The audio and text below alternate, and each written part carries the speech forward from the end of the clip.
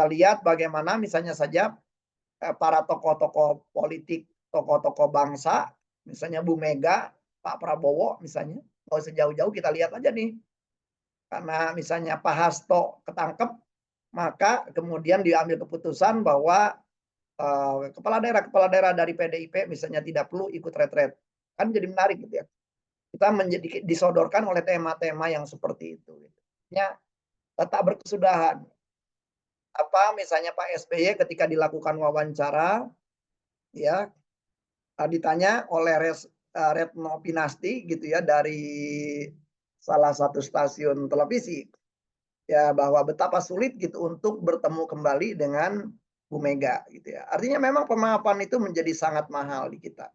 Jadi apalagi kalau Pak Jokowi dengan Bu Mega gitu ya, kita lihat betul kayaknya bener-bener ke dalam banget gitu ya. Nah, jadi artinya memang pemaafan itu kalau kita lihat sangat sulit. Terbukti para tokoh bangsa kita sulit gitu ya. Sulit gitu ya, sulit melakukannya. Nah, lebih sulit lagi pertama kan karena berarti nggak ada contoh. Nggak ada contoh. Yang kedua, nggak tahu caranya gimana, urutan prosesnya kayak gimana. Nah, ya kan jadi susah juga. Jadi jadi walaupun pemaafan itu kan afuun ya dalam bahasa Arab. Afuun itu kalau kita lihat dari bahasa, kalau kita misalnya mencari ya dalam kamus bahasa Arab misalnya banyak kamus-kamus bahasa Arab, ada misalnya Lisanul Arab gitu ya. Maka maknanya banyak gitu. Jadi afuun itu maknanya bisa misalnya menanggalkan yang buruk, mulai melakukan hal yang baik. Berpaling dari yang buruk, melakukan hal yang baik. Kalau diibaratkan pertanian adalah meninggalkan meninggalkan lahan yang banyak gulmanya ke lahan yang subur tanpa gulma gitu ya. Nah, jadi afuun itu menarik kalau kita lihat dari konteks Arab gitu ya.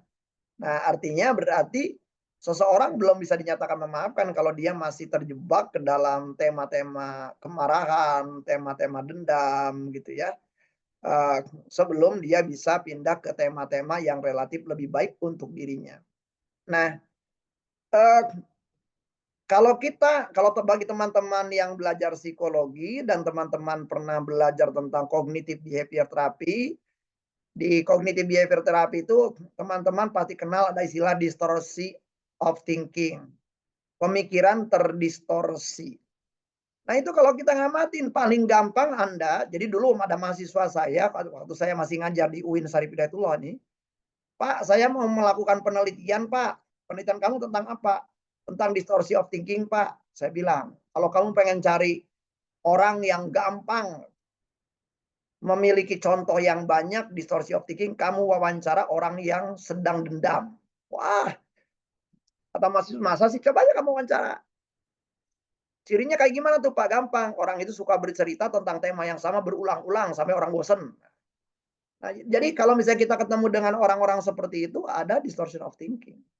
Nah, nah, artinya memang banyak gangguan gitu di orang-orang yang mengalami kezoliman awalnya, rugi awalnya, tetapi lama-kelamaan karena dia nggak bisa move on, cilakanya yang menzoliminya mah udah lupa gitu ya.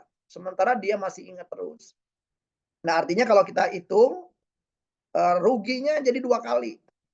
Nah, berarti nih, anggap aja kalau misalnya si penzolim itu melakukan kejahatan kepada orang ini, anggap aja sebesar 5 kejahatan, anggap aja ada seseorang yang memaki habis orang ini, selama 1 menit, yang memakinya barangkali udah lupa tuh, tetapi yang dimakinya tetap ingat. Jadi kalau karena dia tetap ingat berarti dia mempertahankan tema luka itu. Ya, jadi kalau dia ingatnya katakanlah 1 hari, berarti dia mempertahankan yang tadinya cuma 1 menit jadi 1 hari. Ya, jadi dia mengekstrapolasi, dia makin memperbesar sebuah fenomena itu.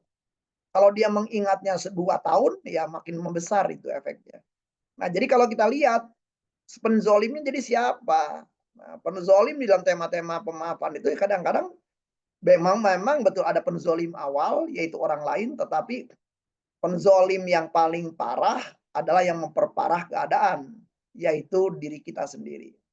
Nah, jadi sangat sulit saya rasa melakukan pemaafan itu sebelum kita sadar bahwa yang bikin penjara itu bukanlah orang lain, tetapi diri kitalah yang bikin penjaranya makin kokoh, kita makin terkurung di dalamnya, dan kita seakan-akan udah ngurung kita di dalam, kemudian kuncinya kita buang.